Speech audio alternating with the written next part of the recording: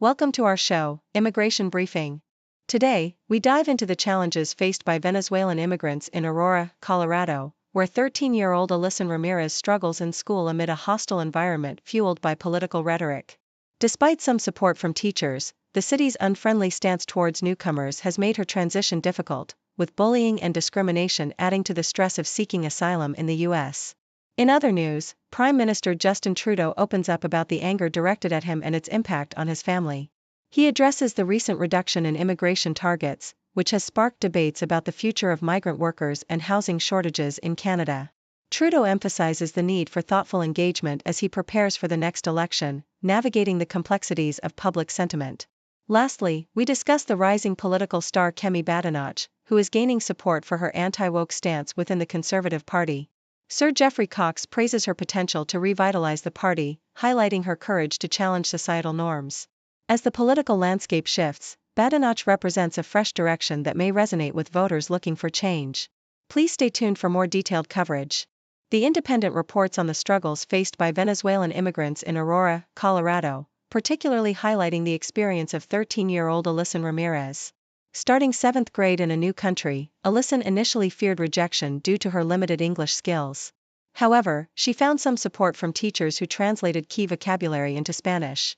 Despite this, the broader environment in Aurora has been hostile, with local government officials, including the mayor, spreading unfounded fears about Venezuelan gangs, which former President Trump amplified at rallies.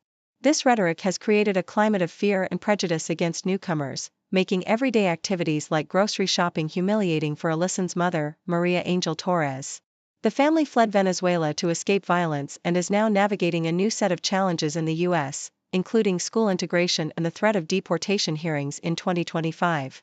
In a discussion about immigration on Prince Edward Island, CBC highlights the concerns of locals as the federal government announces significant cuts to immigration targets. The new plan will reduce the number of new permanent residents from 485,000 to 395,000 by 2025, raising fears among community leaders like Josie Baker of the Peers Alliance. She argues that this decision undermines the contributions of migrants who bolster the economy and fill essential jobs. Mayor Dan Kutcher acknowledges the challenges posed by rapid population growth but emphasizes the positive impacts of immigration on the community, particularly in addressing the needs of an aging population. Critics of the immigration cuts, including Ryan McCrae from the Cooper Institute, argue that blaming migrants for housing and healthcare crises is misguided and that broader systemic issues must be addressed.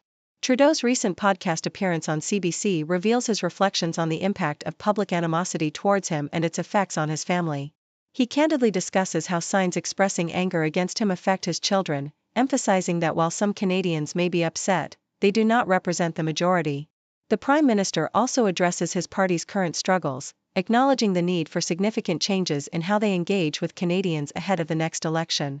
Amidst declining poll numbers, Trudeau remains committed to leading the Liberal Party, despite pressure from dissenting MPs. He also discusses the government's decision to cut immigration targets, citing the need to stabilize population growth and alleviate housing market pressures, while recognizing the importance of immigration for economic growth.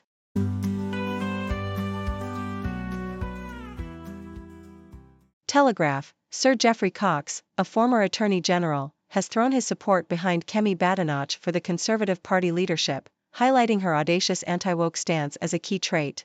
He believes Badenoch possesses the potential and the fortitude to rejuvenate the Tories, emphasizing her ability to navigate the tumultuous political landscape without being confined to rigid policy positions.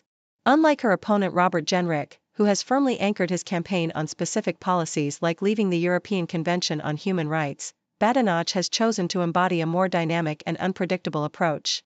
Sir Geoffrey praises her for challenging the norms and raising the banner of common sense in a time when many hesitate to confront the absurdities of the current political climate. He likens the leadership contest to the perilous journey of Shackleton, suggesting that Badenoch is the leader capable of steering the party through its icy challenges. The Sydney Morning Herald, the haunting legacy of Julia Gillard's premiership resurfaces as Kamala Harris faces similar scrutiny in her political journey. Gillard, during her time as Australia's first female Prime Minister, was often criticized for not revealing her true self, a sentiment echoed in recent assessments of Harris, who is perceived as both famous and enigmatic. Critics argue that voters struggle to understand Harris, reflecting a broader societal issue where women in leadership roles are often boxed into narrow expectations that fail to capture their complexity. This dilemma is compounded by the fact that both women took on their roles during tumultuous political climates, having to balance the legacies of their predecessors while also crafting their identities. As Harris navigates her own path, the parallels with Gillard's experiences serve as a reminder of the unique challenges female leaders face, often exacerbated by gender biases that persist in the political arena. Associated Press: President Joe Biden has publicly criticized Elon Musk, calling out the Tesla CEO for alleged hypocrisy regarding immigration laws after a report surfaced claiming Musk worked illegally in the U.S. while on a student visa. Biden's remarks came during a campaign event in Pittsburgh, where he pointed out the contradiction of Musk, the world's wealthiest man, advocating against illegal immigration despite his own past legal violations. Musk, who has denied the allegations, responded on social media, accusing Biden of lying. The report from the Washington Post detailed Musk's early days in Silicon Valley, revealing that he was supposed to be enrolled in a graduate program but instead focused on launching his startup. The political tension is heightened as Musk has emerged as a significant financial supporter of Republican candidates, including Donald Trump, who has promised him a role in his administration if elected.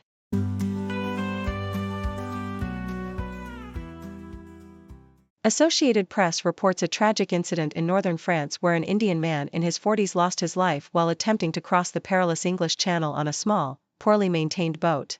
The boat, which deflated shortly after launching from Tardingen, left the group of migrants struggling in the water. While some managed to swim back to shore, the man suffered a cardiac arrest and despite efforts by police to revive him on the beach, he could not be saved.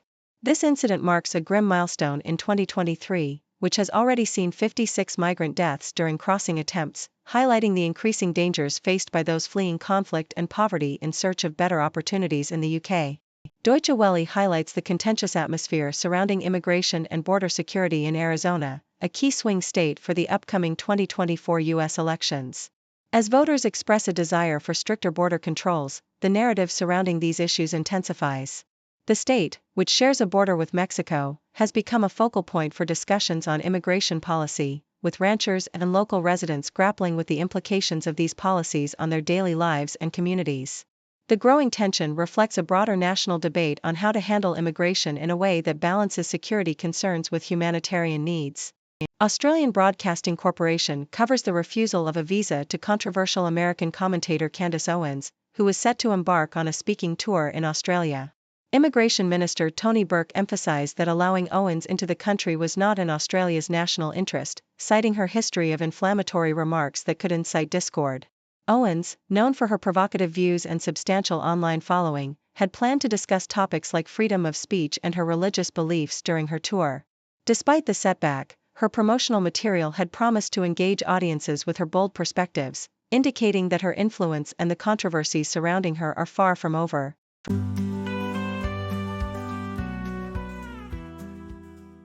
Financial Times reports on the rising tide of Venezuelan migration following Nicolas Maduro's controversial election victory.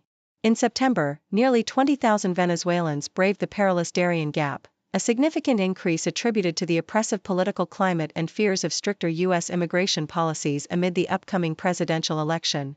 Experts suggest that the desperation stemming from Maduro's regime, characterized by economic collapse and political repression, is driving many to seek refuge elsewhere.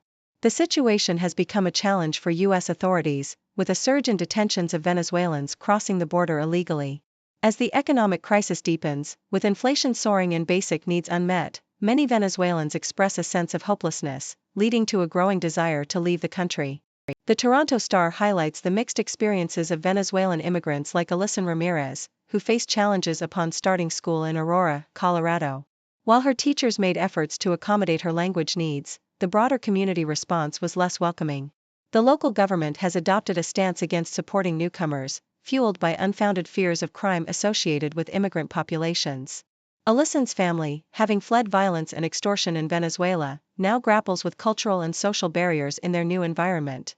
Despite the supportive measures in schools, they encounter prejudice and hostility from some community members, reflecting the polarized attitudes toward immigration in the U.S. today. Associated Press sheds light on the anxiety faced by mixed-status families as Donald Trump's potential return to power raises fears of mass deportations. Many families, like that of Jocelyn Ruiz, live in constant worry over the fate of their undocumented relatives. The political climate surrounding immigration has created a divide, with a significant portion of the population supporting strict enforcement measures, which could devastate families and communities. Advocates argue for the recognition of immigrants' contributions and the need for a pathway to legal residency, while others remain silent, hoping to avoid attention. The emotional toll on families is profound, as they navigate the precarious reality of living under the threat of separation, revealing the human impact of political rhetoric and policy decisions on immigrant communities.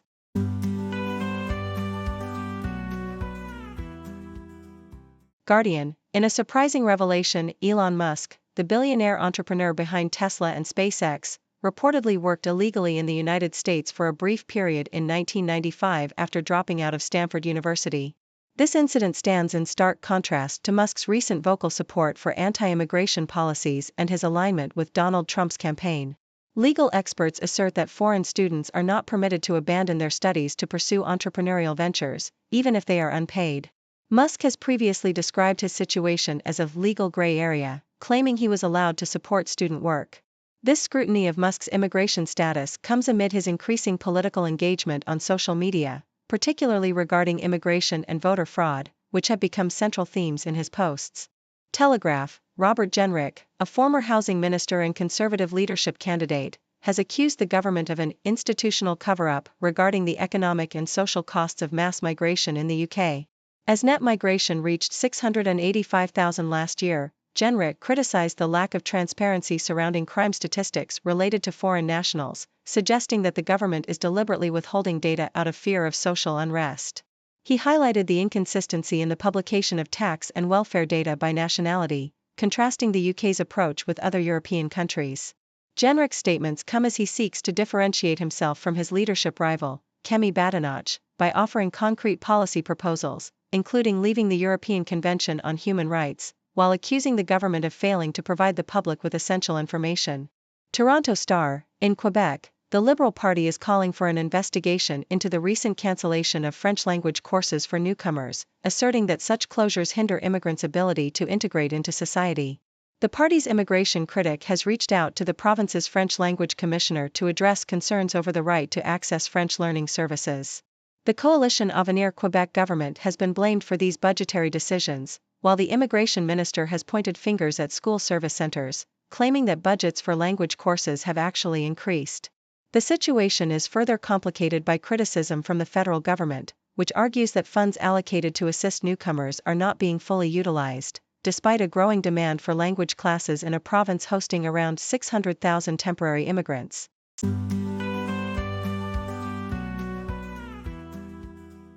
Thank you for tuning in. The content above showcases the latest briefing reports and analytical synopses, thoughtfully curated by the 6Do team. These insights stem from a wide array of reputable media outlets, think tanks, government sources, and specialized experts worldwide. We encourage you to explore these sources for a comprehensive perspective. Keep in mind that while the content may not always align with the official standpoint of 6Do Brief, it's not meant to be taken as absolute directives for decision-making. Comprising seasoned media professionals, learned scholars, and accomplished scientists, the 6Do team embodies a trailblazing, fully independent media entity. To customize 6Do Brief to meet your professional needs, you have the option to subscribe to a diverse array of briefings on our website, 6dobrief.com.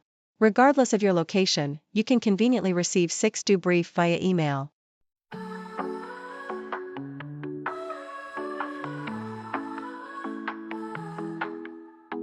Waking up to wonders, checking nature blunders. Got our rockets flying while the oceans are sighing.